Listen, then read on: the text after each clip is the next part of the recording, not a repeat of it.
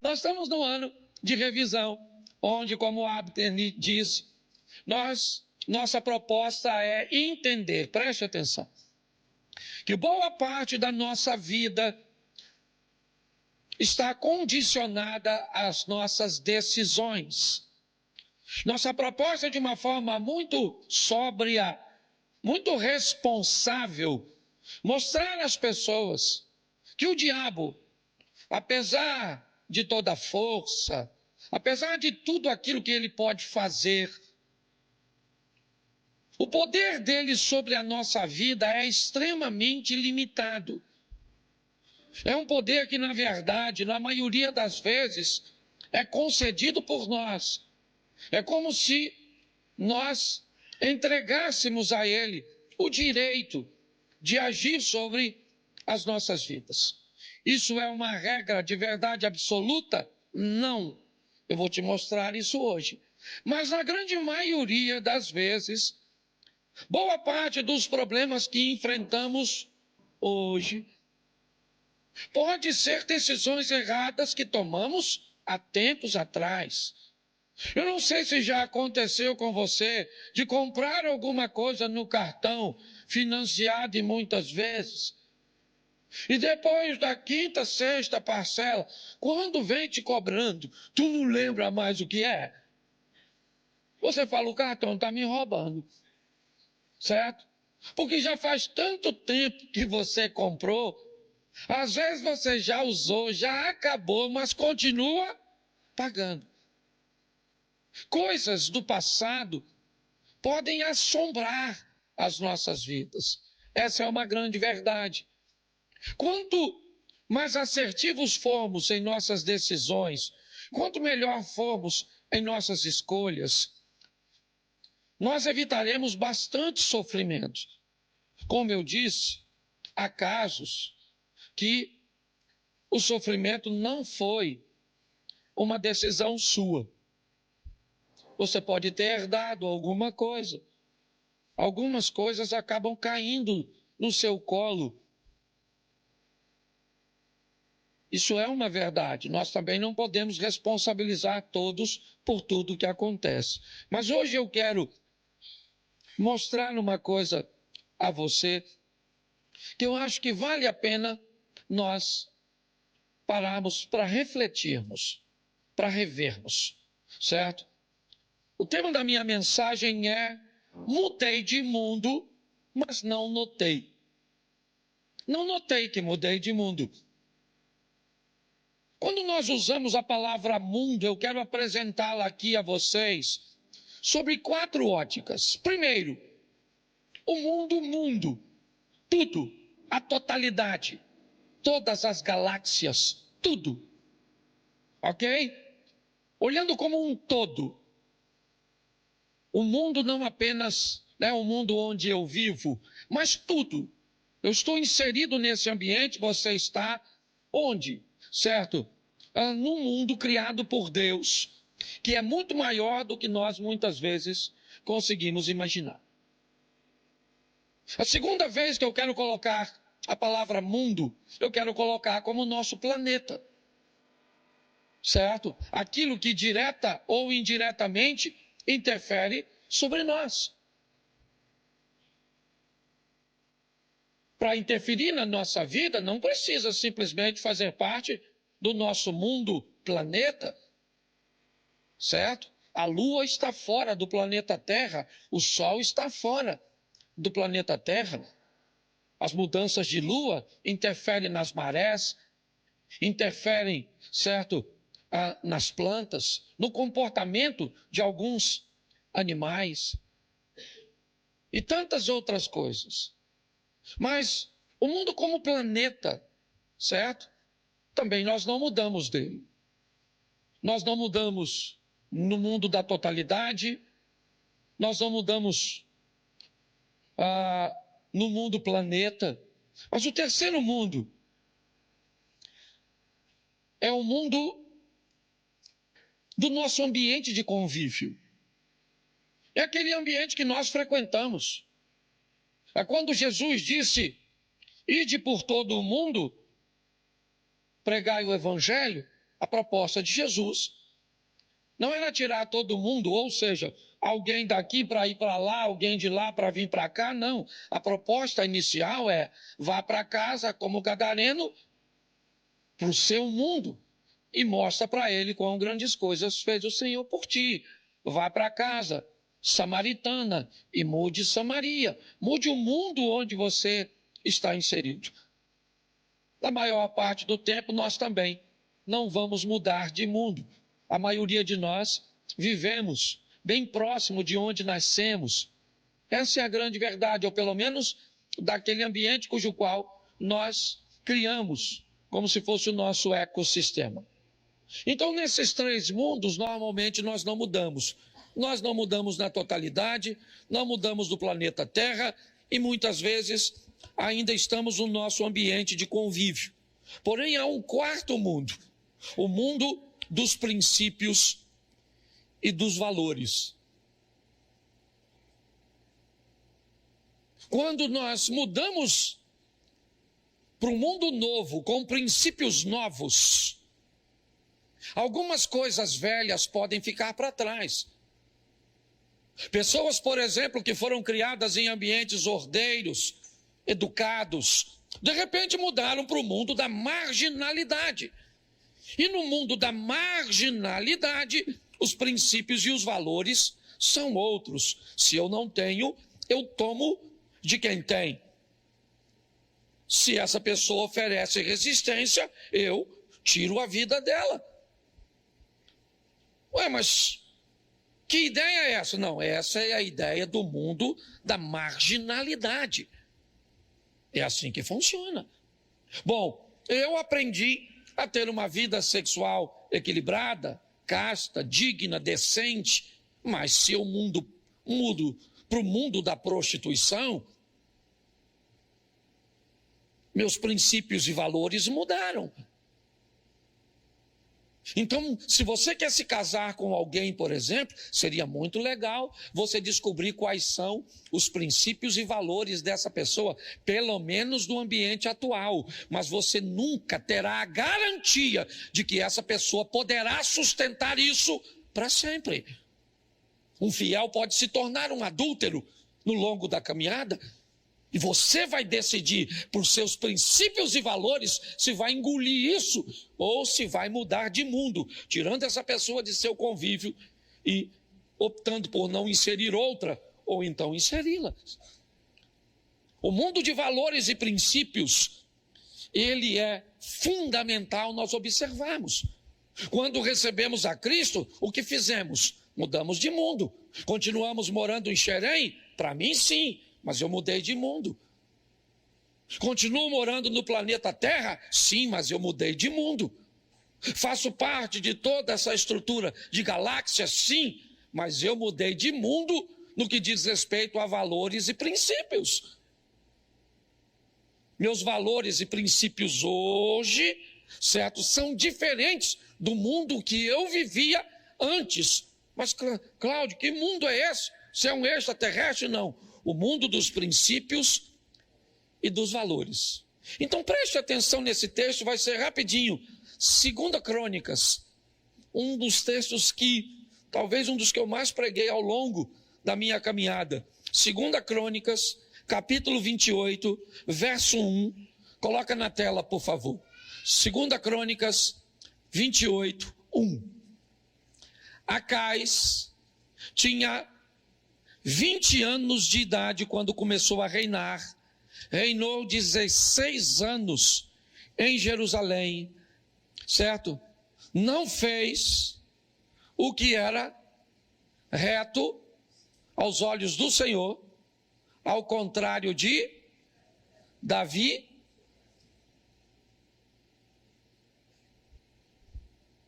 Só um segundo. 2 Crônicas, capítulo 29.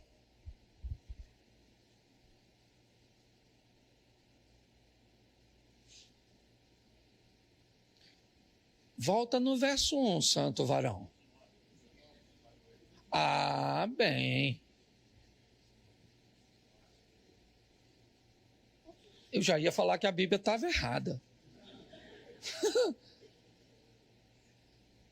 Ezequias tinha 25 anos de idade quando começou a reinar. Reinou 29 anos A mãe dele se chamava Abia e era filha de, verso 2, Ezequias fez o que era reto. O que era reto. Eu falo o que era reto, você só completa até a vírgula. O que era reto. O que era reto. O que era reto. Feche seus olhos. Senhor nosso Deus e Pai, em nome de Jesus, continua falando conosco. Usa-me como um canal de bênção agora, para falar comigo mesmo nesta palavra. E para falar, ó Deus, com essa diversidade de corações e realidades diferentes. Abençoa-nos, ó Pai, com toda sorte de bênção. Repreendemos toda a distração. Tudo aquilo que não provém de Ti caia por terra agora, em nome de Jesus. Amém. Glória a Deus. Amém. Isso. Vamos dar uma olhada nesse texto, porque eu quero te mostrar na astúcia de um menino, de um rapaz de 25 anos de idade, chamado Acaz. Vamos olhar um pouco para a vida desse camarada, ver como ele precisou fazer revisões em algumas coisas. Mas a primeira coisa que eu quero te chamar a atenção, antes de entrar na história do Acaz, é te mostrar como o mesmo assunto pode ter 3 óticas diferentes. Talvez por isso muitas pessoas quebrem a cara. Porque nós vamos precisar de uma coisa chamada discernimento, sensibilidade, para tomar algumas decisões da nossa vida em ambientes cruciais. Por favor, seja equilibrado. Deus não precisa falar com você se você vai sair com a camisa amarela ou azul. Isso não é responsabilidade de Deus, é sua. Então, por favor, não se coloque diante de Deus como um débil mental. Vou abrir aqui o cardápio no restaurante para ver o que peço nesse menu, que eu quero agradar a Deus. Você quer agradar, coma. Tá certo? Louvado seja Deus. Então pare de querer se colocar numa posição onde tudo que você vai fazer, Deus tem que falar. Porque senão você não faz nada. E não pega versículo isolado para sustentar isso não. Porque você vai ter problema. Certo? Agora também não queira fazer tudo na vida sem falar com Deus. Tem muita coisa na vida que se você não pedir oração a Deus, discernimento a Deus, uma direção, você vai quebrar a sua cara. Então tudo que nós vamos falar hoje é extrema. Sabe, esse extremismo maluco. Você não pode falar nada que o outro já diz, vai para o outro lado. Eu falei isso aqui e vou repetir. Certo? Eu respeito quem não come carne. É um direito que você tem.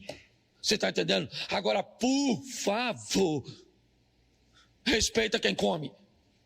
E não vem com essa palhaçada de que eu não quero que um ser vivo morra. Acorda, Santinho. Acorda.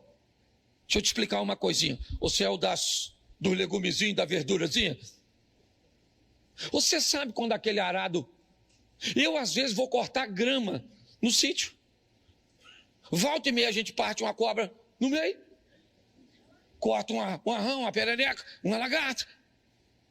Você imagina uma produção em alta escala. Aquela lâmina passando, quantas cobras, perereca, sapo, rã, lagartinha. Quando joga aqueles produtos químicos, quantas borboletinhas, passarinho que não morre. Então não tem isso não, essa produção de larga escala. Um montão de bicho morre, mesmo que não seja a vaquinha. Então para com essas teorias malucas. Tá vendo? É só que você que fica mais chateado com a morte da vaca do que com a da cobra, ou da perereca, ou da rã. Meus ancestrais não criaram arco e flecha para correr atrás de um repolho. Que fique claro. Mas eu respeito. Eu tenho que respeitar. Se você comer aquela folhinha. Eu gostaria que folhinha tivesse gosto de picanha, mas não tem. Então dá licença. Pastor, o que você está querendo? Derrubar a folhinha? Não estou querendo derrubar a folhinha, estou querendo levar você para o equilíbrio. Você está entendendo? Chega lá no restaurante, tem alguém pedindo uma picanha, aquela coisa assim, aquela fumaça, aquela... Sangue de Jesus tem poder. Certo? Aí você olha para o lado, o que é que tem? Duas alfaces, uma cenoura, um picles, só troço fantástico, certo? Mas pastor, a gordura mata, a verdura também. Você já nasceu para morrer, não tem como não, você vai morrer, uma hora você morre. Entendeu? Tá certo? É assim que funciona. Então, nosso propósito é mostrar às pessoas que precisa ver que o troço está muito desequilibrado. Ou pode tudo, ou não pode nada. Ou anda vestido demais, ou anda pelado. Ou faz tudo, ou não faz nada. Devagar. Meu Deus do céu. Então, a mesma situação pode ser... Olha como é que as coisas são. Vou te mostrar a mesma história. Bota para mim aqui, santo varão. E me ajuda agora para mim. 2 Samuel, capítulo 7, verso 2. 2 Samuel 7, 2. Olha só. E o rei disse ao profeta Natã. Quem foi que disse? Então vamos ver o que o rei Davi está pensando. Volta no 2. O rei disse ao profeta Natã: veja, estou morando num palácio feito de cedro, mas a arca de Deus se encontra numa... Verso. Então Natã disse ao... vá e faça tudo o que estiver no seu, porque o Senhor está com... Olha para mim. Davi, um homem de Deus, quer construir uma casa para Deus. Essa é a ótica dele. Eu moro numa casa de cedro e Deus, o Todo-Poderoso, não tem uma casa para... Então essa é a ótica de quem? De quem? De Davi. Então, segundo Davi, Deus está precisando de uma casa. Tá certo. Ele chama então o profeta Natã. E diz Natã: Natã, eu moro numa casa de cedro, mas Deus está, certo, numa tenda. O que Natã disse no verso 3? Vai e faça tudo o que estiver no seu, porque o Senhor é... Essa é a visão de quem? De Natã. Segundo Natã, Davi deve fazer do jeito que ele pensa. É a mesma situação. Natã disse: não, Davi, vai lá e faz conforme o seu coração, faz direitinho, porque Deus é com... Mas o verso de número 5. Vai e diga ao meu servo Davi, assim diz o... Você quer edificar um templo para a minha habitação? Eu gosto desse ponto de interrogação, que é como Deus estivesse falando: ô querido, se a casa é para mim, deixa que eu peço. Olha o que ele diz. Falou com Natã: vai lá e fala para Davi. Davi está errado, você está errado. E eu até quero a casa, mas eu vou dizer como é que eu quero. Quem vai dizer sou eu. A ótica é de Deus. Nós temos a mesma situação. A casa. Na cabeça de Davi eu vou fazer. Na cabeça de Natã, faça o que tiver no seu coração. Na mente de Deus, não... Se a casa é para mim, vai fazer segundo o meu coração. Não o coração dele, o que tiver no meu coração. Eu quero com essa medida, eu quero desse jeito, eu não quero barulho. A pedra tem que ser cortada lá. Quando chega aqui, só encaixa. Tem que ser assim, assim, assim. O fogo tem que ser único, nunca pode apagar. Tem toda uma forma disso acontecer. E é assim que funciona.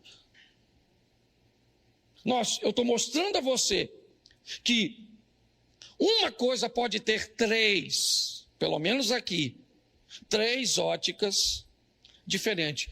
A minha pergunta é só uma: a quem nós estamos a fim de agradar?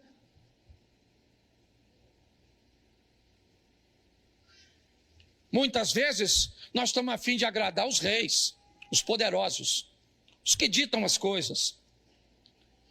Eles é que são importantes. Aquelas pessoas que nós elegemos como importantes na nossa vida. Aquelas que nós queremos impressionar de acordo com o que usamos, com o que aparecemos, ou que desejamos ser bem vistos por elas. Você tem todo o direito de agradar quem você quiser. Eu só estou te apresentando aqui. Nós temos a ótica do rei, nós temos a ótica do profeta. Está assim de gente que chegou aqui, ó, iludida. E eu não estou falando que eu sou um líder religioso perfeito, não. Você está procurando perfeição em mim, ainda dá tempo de ir embora. Agora eu vejo pessoas que narram coisas que homens que são sacerdotes e que ocupam cargos como eu ocupo aqui, que se acham semideuses, decidindo e expondo coisas, fazendo coisas absurdas, que parece, muitas vezes, que as pessoas ou sofreram uma lavagem cerebral, ou têm problemas com raciocínio, com lógica. Então a minha proposta é mostrar a você aqui, hoje, Ezequias resolveu fazer o que era certo aos olhos do... E pronto, foi a decisão dele. Eu vou te mostrar o resultado, mas foi a dele. Isso não significa que você vai viver a mesma coisa que ele. Você vai viver a mesma coisa que ele, ou próximo do que ele viveu, porque nem sempre será a mesma coisa se você fizer a mesma coisa. Se não quiser, eu entendo perfeitamente. Tem gente que vem, pede um conselho, você instrui, dá uma ferramenta, ele vira, vai embora, faz tudo o contrário, depois vem reclamar com a gente sobre o resultado do que aconteceu. É estranho, mas é o direito que as pessoas têm e nós não podemos privá-las. Então o que ele tem na mão, só para você entender. Ezequias tem um reino falido deixado por seu pai Acais. Ele é rei da área do sul de Israel, de Judá, a parte de baixo. E não é de hoje que Ezequias vê a humilhação assolando sua nação. Volta e meia, os assírios invadem Judá, matando os homens que podem oferecer resistência, estuprando mulheres, levando crianças cativas. Por que eles não extirpavam de uma vez por todas, matavam todos? Era simples. Primeiro, porque não podiam matar, porque aquele povo estava sustentado por Deus. Segundo, não podia matar, porque era jogar fora recursos. Eu venho, roubo e vou embora, espero você se estruturar de novo. Então eu venho e roubo de novo. É assim que funciona. Ele cresceu vendo tudo isso. O pai dele estava desesperado, Acais, tentando resolver o problema. Ele também fazia revisões, porém erradas, como o Abner disse. Revisões erradas. Ele revisou e ele disse: a melhor maneira que eu tenho a fazer é me aliançar com alguém que me deixe mais forte. Não deu certo. Depois, então, ele começou a subir o tributo e a pagar mais do que era cobrado.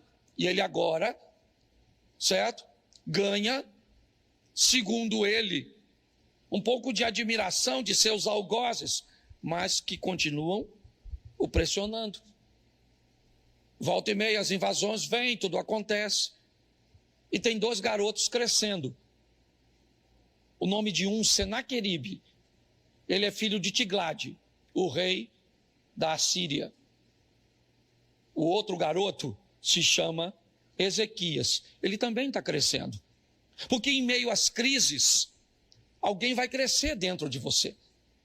Uma postura, uma personalidade, eu não sei Eu não sou um profissional da área. Eu sei que nesse ambiente onde as coisas acontecem, alguém vai ter que aparecer.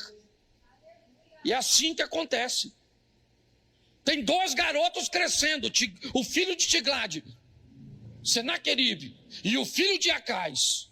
A diferença é só o seguinte: na casa do Tiglade, a fartura, a vitória. Na casa do Tiglade as coisas vão bem. O problema é na casa do Ezequias, onde tem estupro, onde tem morte, onde tem humilhação, onde tem saques. É só isso. Dor, choro. Sabe o que é pior? É que ele não é um garoto comum. Sabe o que é pior? É que ele é filho do rei. Quando ele passa na rua, as pessoas olham para ele e dizem o quê? Tudo isso que nos acontece é responsabilidade de vocês. Você viu o preço que pagou Bolsonaro por ter falado a besteira de que o Covid era uma gripezinha? Quantas pessoas botaram, certo, na conta dele a morte dos seus? Eu vi até em viaduto em São Paulo escrito. E aí a pessoa perdeu um ente querido, alguém fala uma besteira dessa, uma insanidade, que é o quê? Eu fico imaginando. Ezequiel não podia sair. Ele não era bem visto nem pelos seus, pela gestão de seu pai. Porém o pai morreu, porque uma hora a casa cai, meu irmão. O pai morreu. Morreu os 2. Morreu o pai do Senaqueribe e morreu o pai do Ezequias. Morreu Acais e Tiglade. E o que eles criaram? 2 filhos.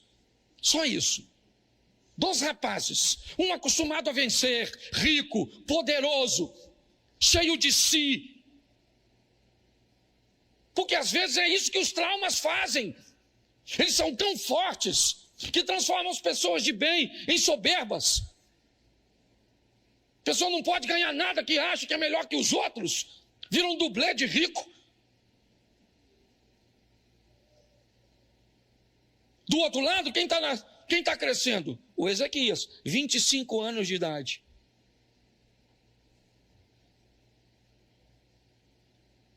E aí Ezequias tem que assumir o trono. O pai dele morreu.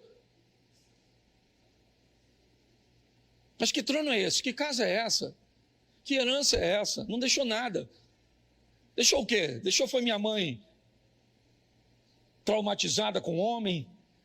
Me deixou o quê? Algumas escoriações na alma, que às vezes não é nem no corpo. O corpo é fácil. Mas são nas memórias, nas lembranças. Vida dura. E agora, o que esse garoto vai fazer? Ele precisa sobreviver.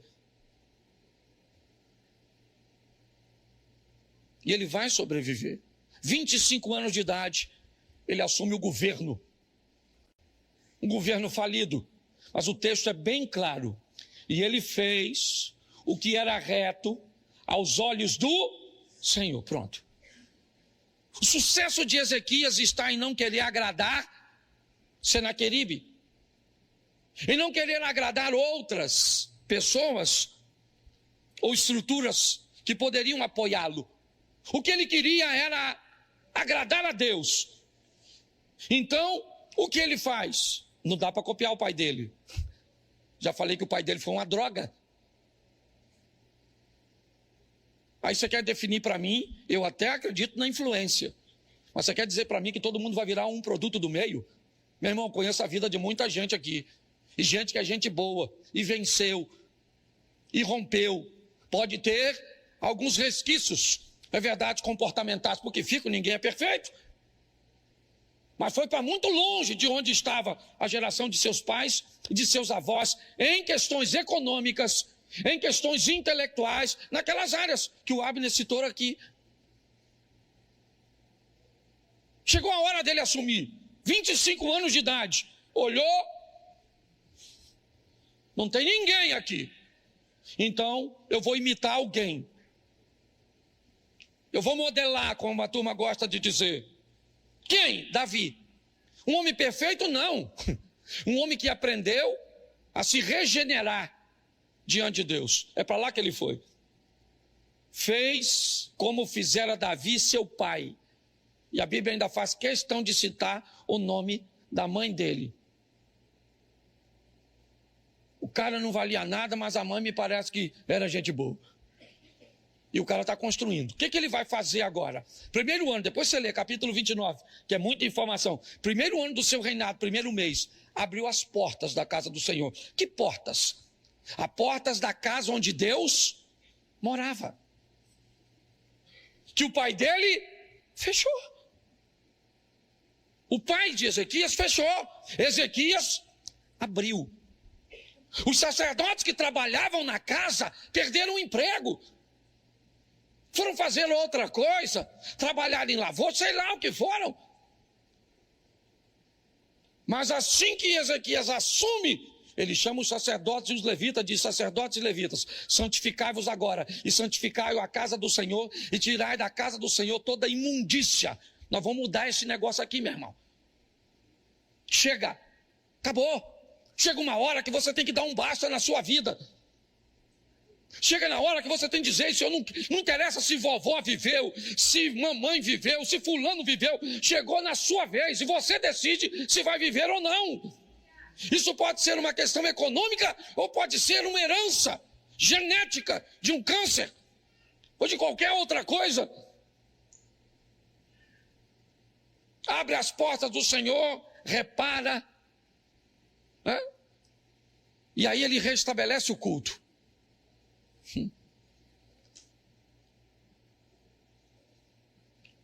O outro rapaz está vivendo a vida dele, mas está chegando o tempo que a Síria vai invadir. Havia uma série de coisas, não tenho como falar agora, certo? Guerras eram travadas em momentos onde questões climáticas eram favoráveis, tá certo?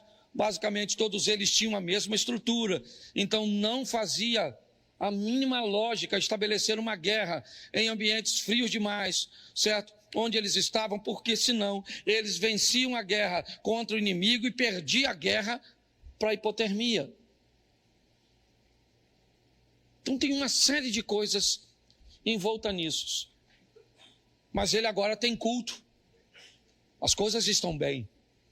Tá certo? Sabe o que ele faz? Ele celebra a Páscoa. Isso. Ele manda chamar todas as tribos, trazer seus representantes e celebrar a festa que comemorava a libertação, o agir e o mover de Deus no deserto. Como Deus entrou no Egito e tirou aquele povo com mão forte, ó, aqui, ó. Esse é o campo de batalha.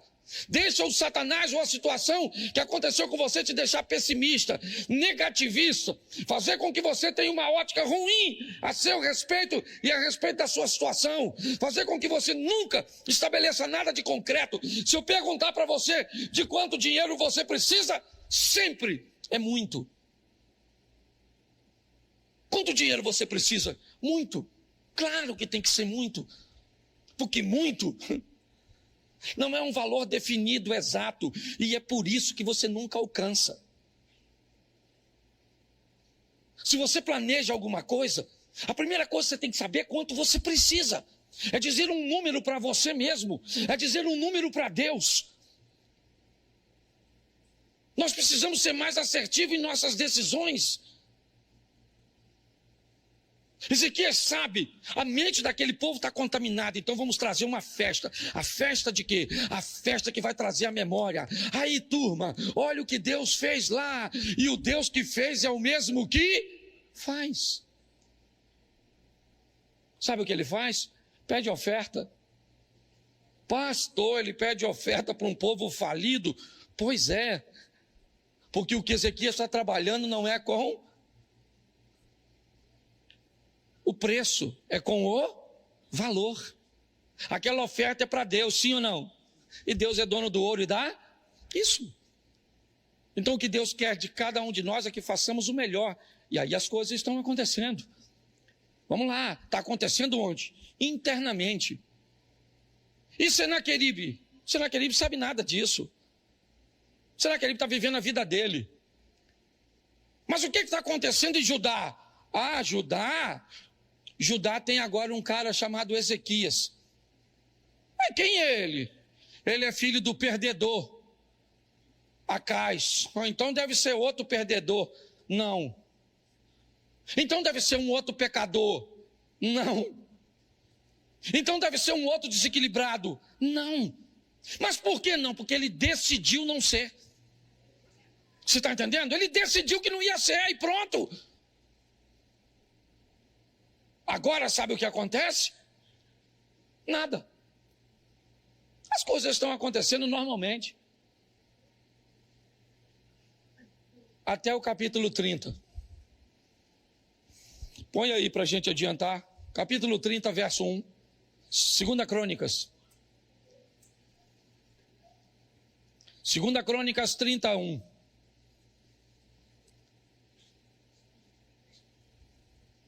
Segunda Crônicas, capítulo 30, verso 1.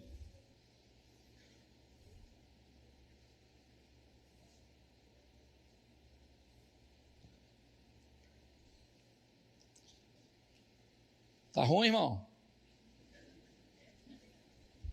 Depois disso, repita comigo, depois disso. Disso o quê? Vamos voltar aqui?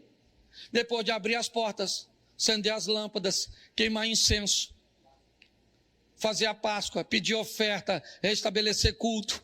Depois de tudo organizado, pensa num cara fiel. Depois disso, olha só, que beleza. Ezequiel.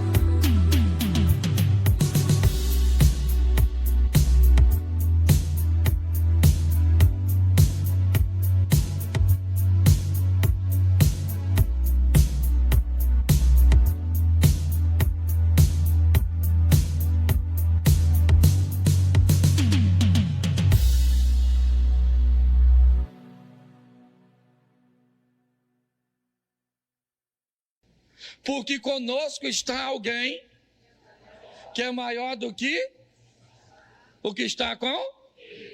Ele tem uma multidão e nós. Um só, alguém, indefinido, alguém, oculto, alguém. Eu imagino, falei, ô Zequiel, você é doido, maluco. Você não queria bebrar, o pai dele era terrível, igual Roberto Carlos. O cara é difícil. Para piorar, o cara sabe fazer guerra. Bota o verso 13, já estou terminando já. Põe o 13.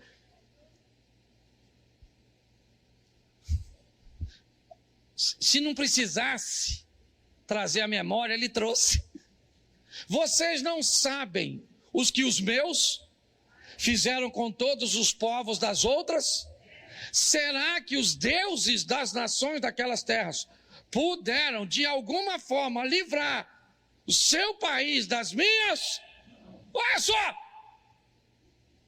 Bravo, Sinaqueribe! Falou aí, tradução, vou botar minha tradução agora, Cláudio Duarte. Aí, maluco, é melhor vocês se render. Papai arrebentou o seu, porque seu pai era um Zé Ruela, e agora eu estou substituindo o papai, e esse tal de Ezequiel aí, ó, que está entendendo enganar vocês, ele está falando para vocês adorar um Deus só, ó, nós já ganhamos tudo, ó. Tudo.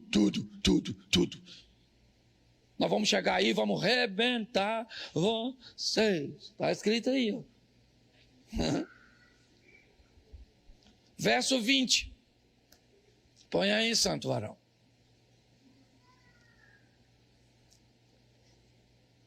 Então, o rei e quem? E, ó, deixa eu dar agora aqui uma chave não. Chave não. Dá outra coisa. Isso aí é um controle. Tá certo? Tu tá andando com quem? Quando o bicho pega, o rei Ezequias chamou quem? O profeta Isaías. Tu tem que andar com gente, certo? De controle.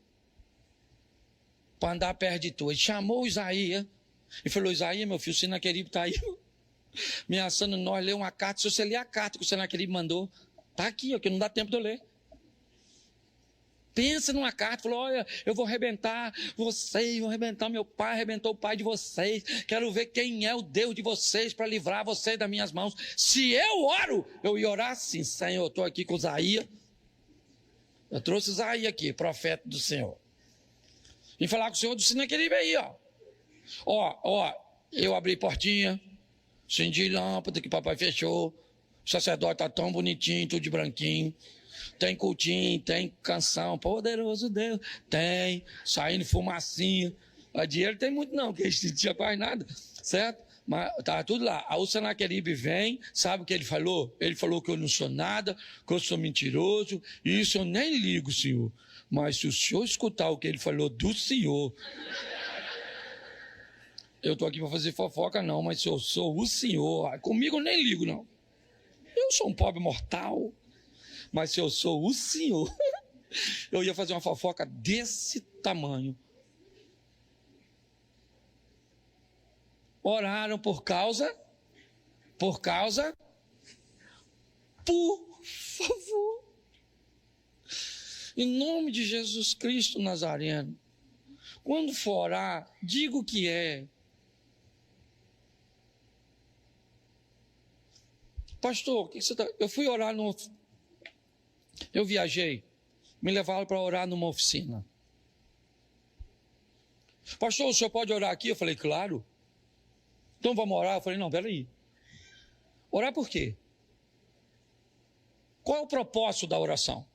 Não, pastor, eu acabei desfazendo uma sociedade, então o meu serviço era um serviço visto de uma forma melhor do que o do meu ex-sócio, então ele está me perseguindo com inveja, eu estou enfrentando algumas dificuldades com permissões, com autorizações para manter a minha oficina liberada, ela é na América, certo? Eu estou precisando ampliar. E ele foi me dizendo o motivo.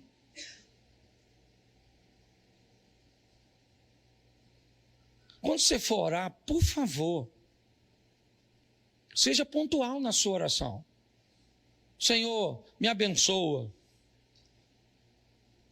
Ele já tem te abençoado. Agora, o que você quer? Oraram por causa disso e clamaram o que eles precisam? Eles precisam de socorro. Verso 21. E o Senhor enviou um que destruiu todos os homens e o chefe dos príncipes do arraial do rei o rei da Síria, com o rosto coberto de vergonha, voltou para a sua. Quando ele entrou no templo do seu Deus, seus próprios filhos ali o mataram. Isaías orou com Ezequias e Deus enviou um anjo. Mas, pastor, eu não consegui entender onde o senhor vai encaixar a revisão. Bom, eu expliquei a vocês que a gestão de Acais foi terrível. A de Ezequias foi muito bem sucedida. Ela se resume a um versículo, para mim. 29:10. Volta em 2 Crônicas 29, põe apenas o verso 10, por favor. Eu acho que é o 10, sim. 2 Crônicas 29. Agora estou resolvido. Decisão. Em algumas traduções, agora estou decidido.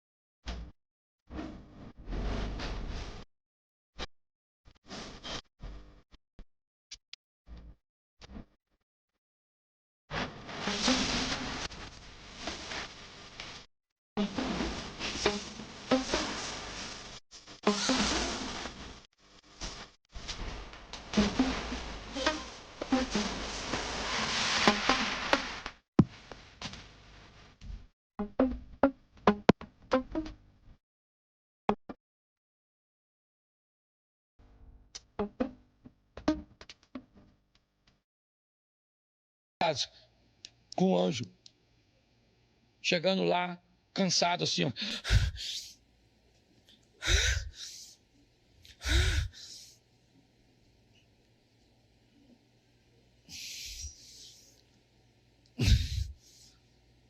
Judá não tem soldado, não.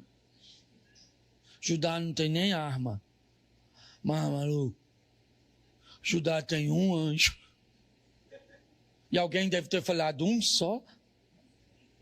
E quem fugiu falou, se tem dois, eu não chego aqui. Mas o mais legal não é isso. Você lembra que mataram Senaqueribe? Sim ou não? Mataram ele, não mataram? Pois é, agora todas as nações vizinhas ficaram sabendo do tal anjo. Aí eles juntavam dinheiro, botavam naquelas caravanas e trazia para quem? Para o Zequia. Depois você lê, porque eu acho maior barato. Eles estacionando aqueles carros assim. Eu imagino Zequia bem assim, ó.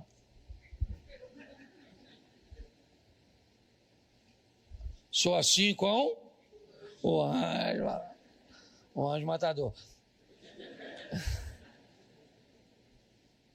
E aí, os caras chegavam perto do Ezequiel, lê, depois está lá, que eu não vou ler não, só de raiva. Não, vou ler por causa do tempo.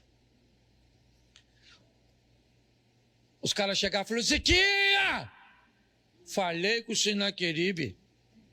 Falei, Senaqueribe, Ezequiel não é a carne, não.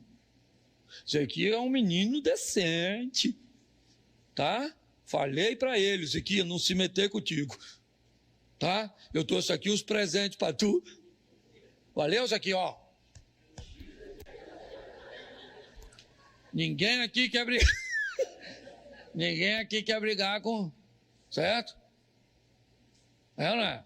Vai que é um espírito de John Wick. Eu aprendi uma coisa há muito tempo nessa história.